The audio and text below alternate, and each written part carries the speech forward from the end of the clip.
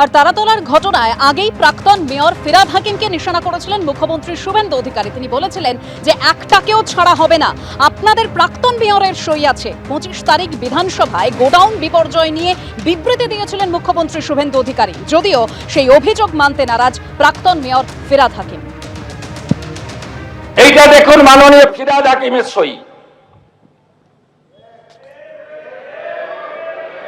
দেখুন পুরো আমরা এটা বের করেছি। দেখুন ফল্টি ডিজাইন, এইটা বিল্ডিং প্ল্যানের নকশা, কাউকে ছাড়া হবে না।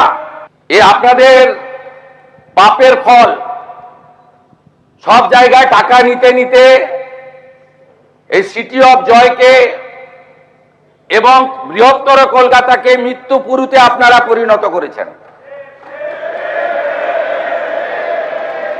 একাধিক ইনসিডেন্ট, গার্ডেন রিচ থেকে শুরু করে শিক্ষা নেননি, সংশোধন করেননি। গার্ডেন রিচে ধ্বংসস্তূপে আপনার জেলা মুর্শিদাবাদের যারা হাত খুলে মমতা ব্যানার্জিকে ভোট দেয় মুসলিম, তাদের 14 জন চাপা পড়ে মারা গেছিল, একজনকে উদ্ধার করতে পারেননি আপনারা জীবিত। একটাকেও তো ছাড়ার কোনো সিন নেই। আপনার প্রাক্তন মেয়রের সই আছে, এতে কাউকে ছাড়া হবে না।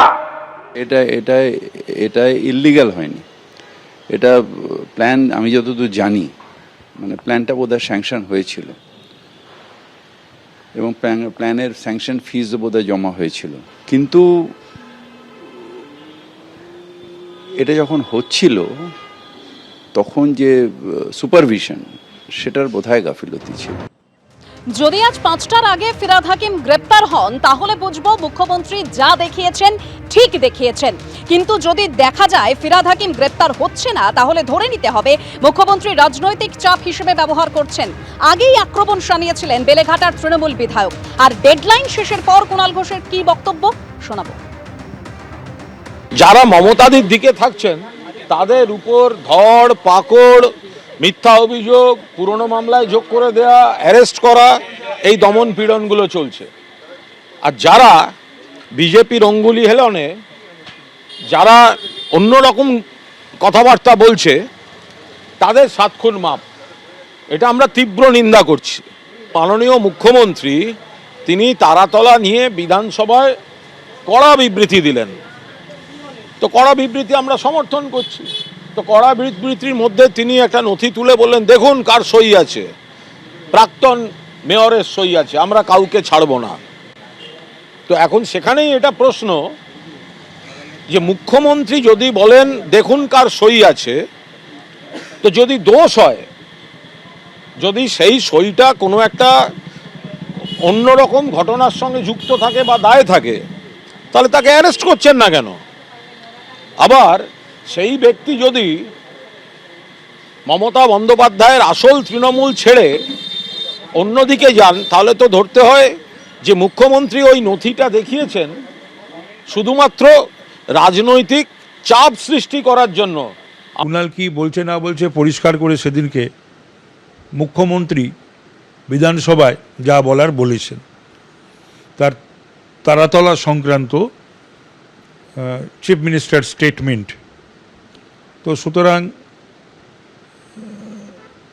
এটা ভালো লাগছে যে তৃণমূলের একজন বিধায়ক আরেকজন বিধায়ককে গ্রেপ্তারের জন্য একটা আলটিমেটাম বা একটা সময় বেঁধে দিচ্ছে, এটা ভালো। 1, 2 হচ্ছে, এবং আগে যিনি পৌরমন্ত্রী ছিলেন বা মেয়র ছিলেন। সুতরাং আমাদের সরকার এই সমস্ত ঘটনার পরিপ্রেক্ষিতে একেবারেই স্পষ্ট নীতি ঘোষণা করেছে, যেটা হওয়ার সেটা হবে। পুলিশি তদন্তে বা কালী ব্যানার্জিকে জিজ্ঞাসাবাদ করে অনেক কিছুই পাওয়া যাবে। কুণালদাও তো আমাদের সাথেই আছে, কারণ ভাবছে যে তৃণমূলের আমরা সবাই বিধায়ক। এবারে কুণালবাবু আলাদা করে কি দাবি করলেন ফিরহাদ হাকিমকে করতে হবে এবং করতে হবে, সেটা ওনার ব্যক্তিগত ব্যাপার।